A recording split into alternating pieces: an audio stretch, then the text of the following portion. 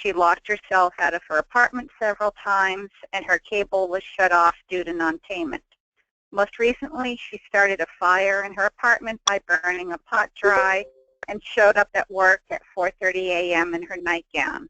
Luckily, the night security guard knew her and called her son, who also works for the family business.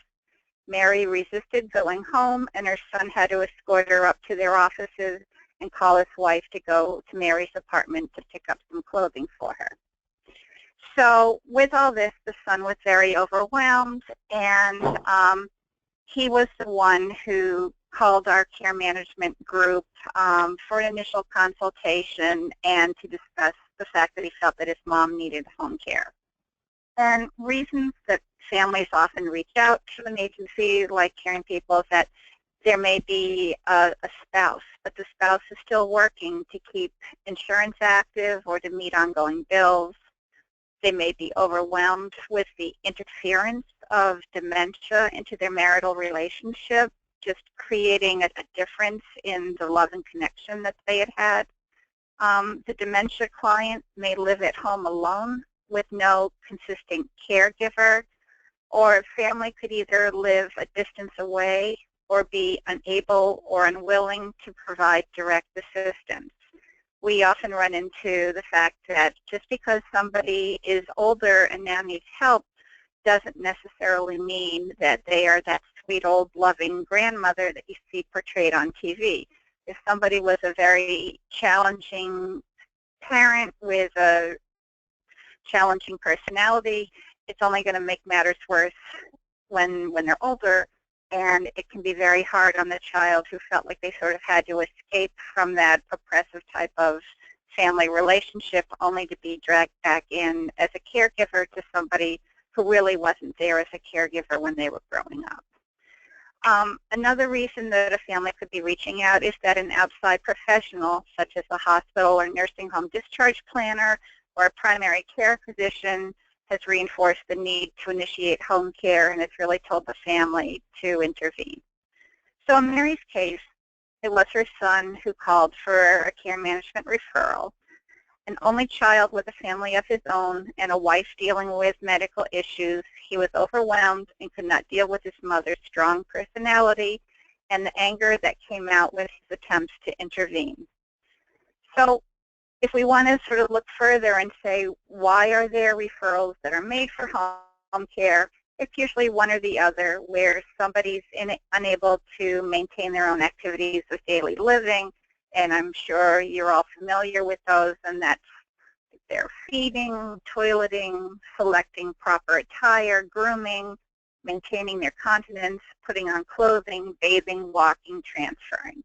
There's also instrumental activities of daily living, which can be a little bit more challenging and have a greater impact, and this is managing their finances, handling transportation, either driving or navigating public transit, shopping, preparing meals, using the telephone, managing medications, or maintaining the housework or basic home maintenance. So our client Mary was not taking care of her daily activities. As a busy professional, she had rarely cooked for herself and used to always order out, but now that was too complicated a task for her, so her attempts to cook were not successful, as with the burned pot. And the family noticed that she was losing weight, and the fresh prepared food they were bringing her was spoiling uneaten in the refrigerator.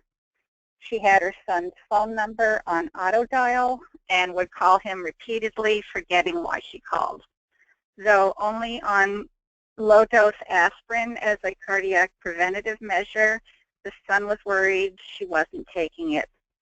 There was a Latina housekeeper who had been cleaning her apartment for over 5 years, who Mary continued to allow to come.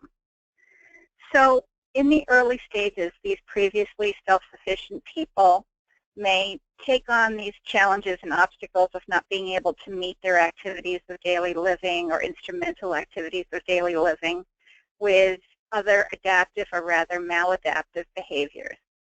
And in Mary's case, she insisted that her housekeeper launder her silk shirts and wool suits instead of taking them to the dry cleaner, shrinking and ruining them. Other clients have tried to wash clothing in the sink as they could no longer remember how to use the washing machine, resulting in pools of water on the floor, creating potential fall hazards. Mary also had intermittent episodes of urinary incontinence and tried unsuccessfully using sanitary pads. Embarrassed, she would take a hair blower and try to dry her underwear and her outer clothing, embedding that smell of urine right into the clothing. So while it's obvious that these type of clients like Mary require cueing, supervision, oversight, and assistance, how do you get them to accept home care? So I want to stop and praise and acknowledge the women and men who work as home care assistants. I call them angels, as I could not do their work for a day, let alone day in and day out. I find that successful aides find a personal, oftentimes spiritual reward in what they do, as the satisfaction is more derived from helping others than from making a high-paying salary. And home health aides starting new cases start oftentimes with little information and go into new situations, entering homes seemingly uninvited by the client, there to offer care when it's not requested or it's rejected, and having to navigate what is expected of them. And I've had a lot of conversations over the years with home care with assistants that I've worked with, just sort of asking them what their experiences have been. And what I find is that they have to go in and figure out what their role is. It's so hard to predict. Should they be spontaneous go-getters and take the initiative, or is the client going to come back and say, you know, who is she bossing me around, telling me what to do, how dare she? Or should they be more subservient and wait for the client to give them direction, only for the client to then say, she's sitting around on her duff and she does nothing unless I ask her to do something. So there's this navigating back and forth as to which pattern or style that the client wants, but also there is the understanding that the client, if they really don't want services, is going to pick something to criticize, and that we have to support the aide and have them understand that it's nothing personal, it's more what they are representing in this person's life. Because if the aide says black, the client's going to say white. If the aide changes her statement and says white, then the client's going to say black. So it can be very, very challenging. When a new case is being screened by, say, the agency nurse or the agency geriatric care manager, and they're doing the initial home assessment, it is often with the identified client and the family referral source present. So in this case, it would be Mary and her son who is there. So you have to keep in mind that your client is the person with dementia, and that the interview has to focus on the interaction with them. I've always found it helpful to alert the family ahead of time that I would be listening, engaging with the senior, and hearing their perspective. I ask the family not to challenge their statements or say, Mom, you know you don't do that anymore, but that we would speak later to clarify any inaccurate statements. So in my training in social work, there's the basic rule of starting where the client is.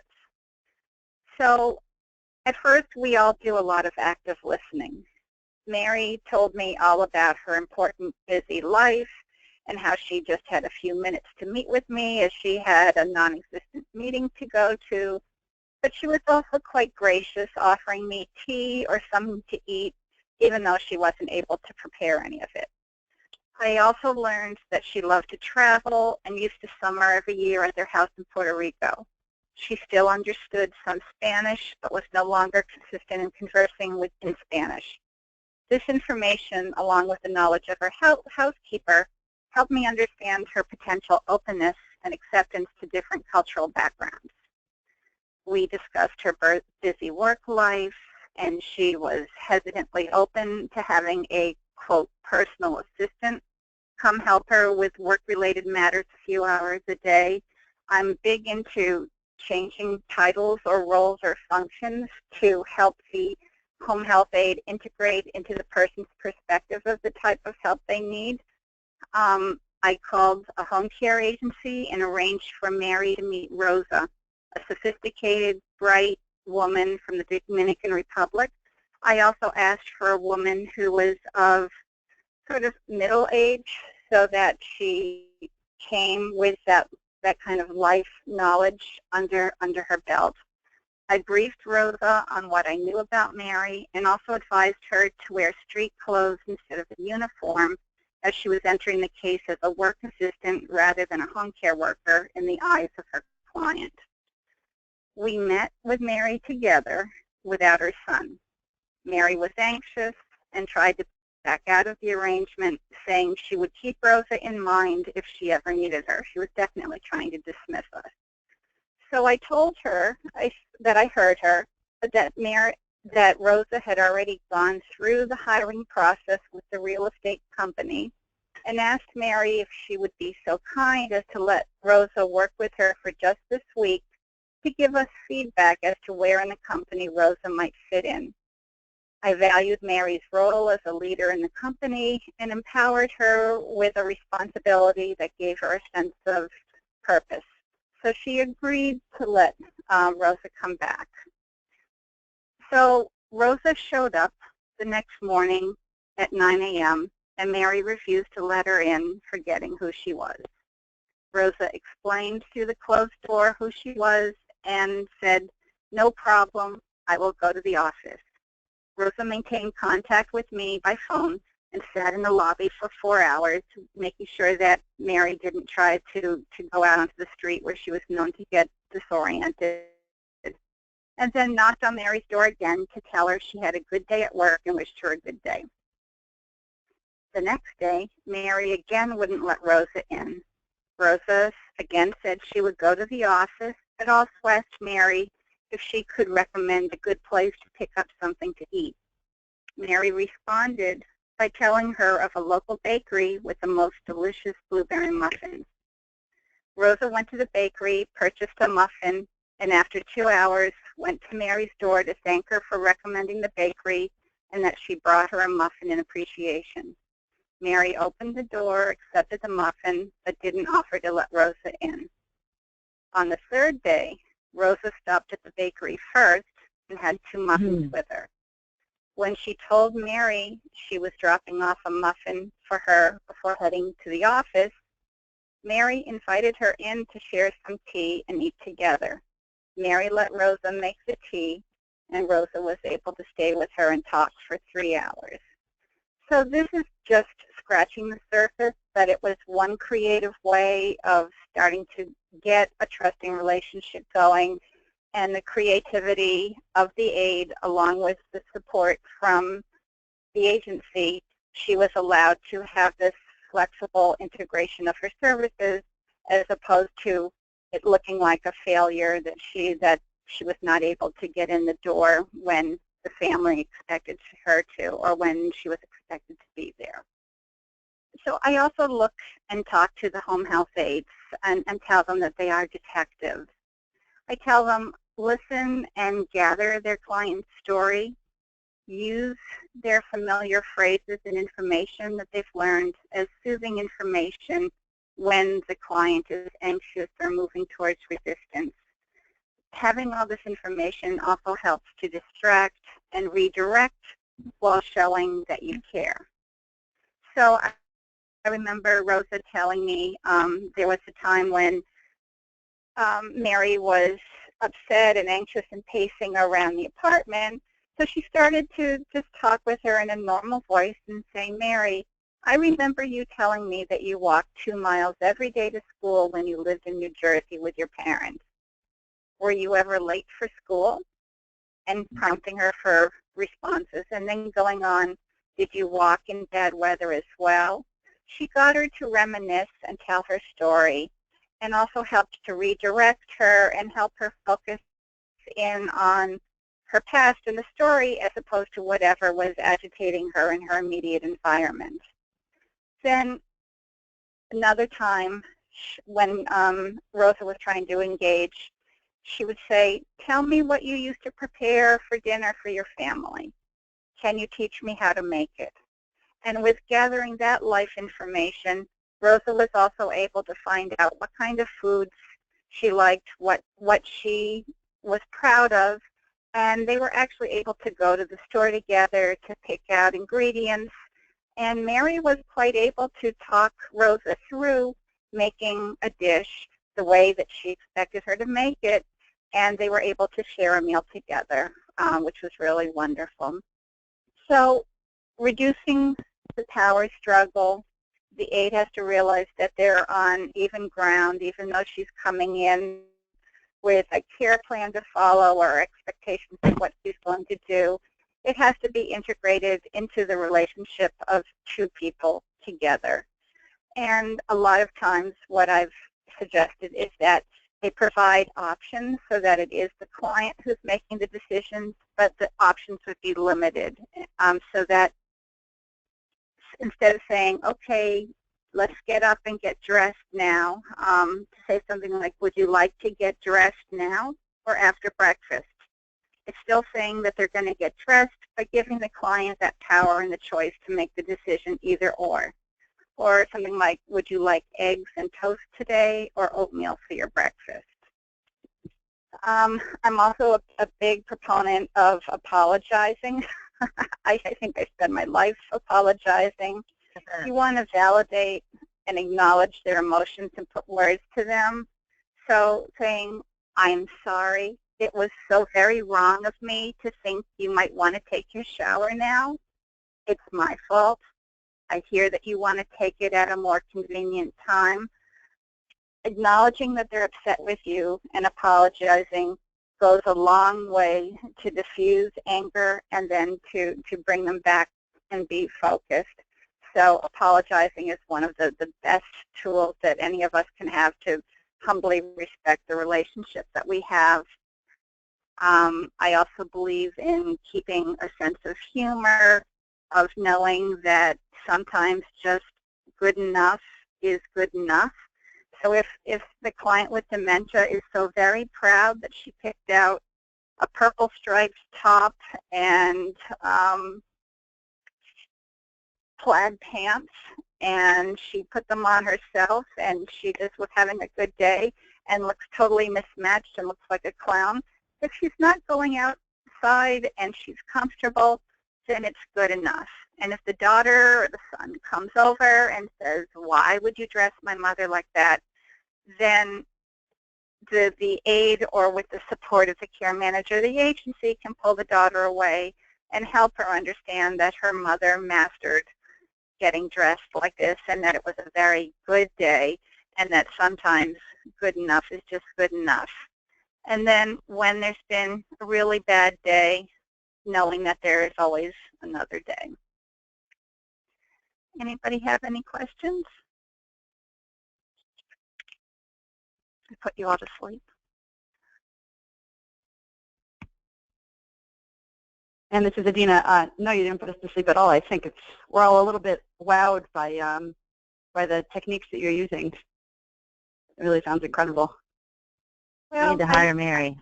No, not Mary. What's her name? The other one. I hire Rosa. Yeah, Rosa. Well, I'll try to figure out which agency's with and direct to caring people.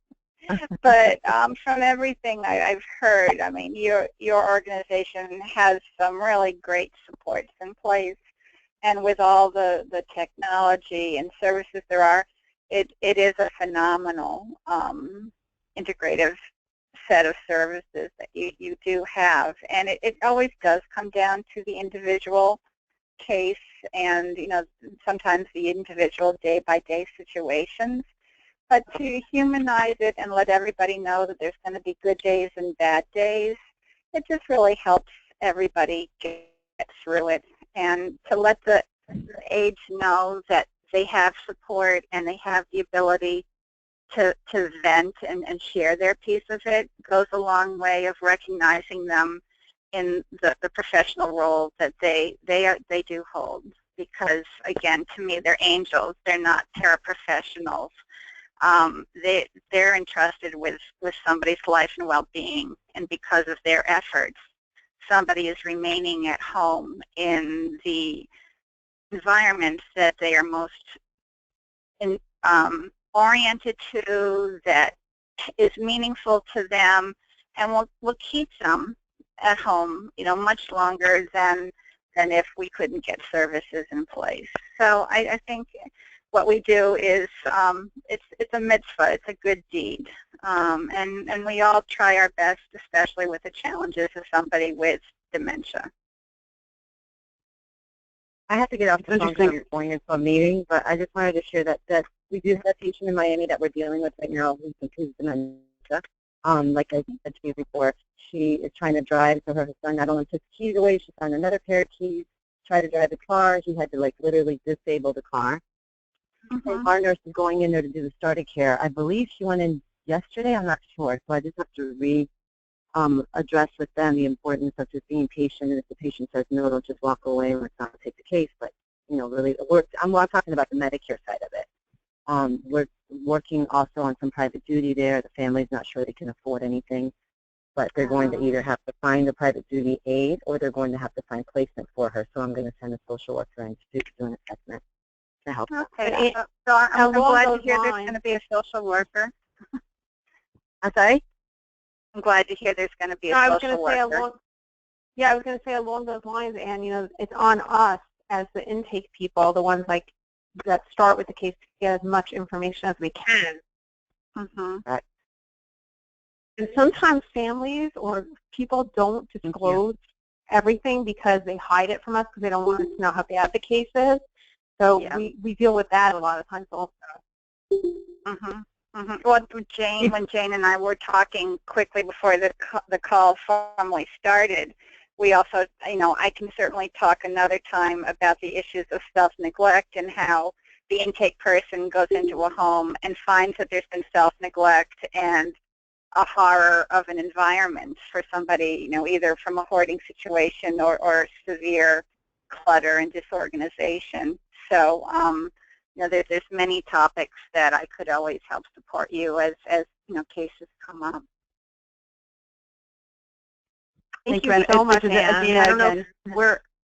Just one more thing. It's interesting because we're actually having a discussion now about kind of redefining the job title, if you will, of the home health aide, because it's really does not encompass what they're doing, like you said. And we're toying with a couple different ideas, but they view themselves differently, we view them differently, the family views them differently, so we want to give them sort of a title that fits everything that they're doing.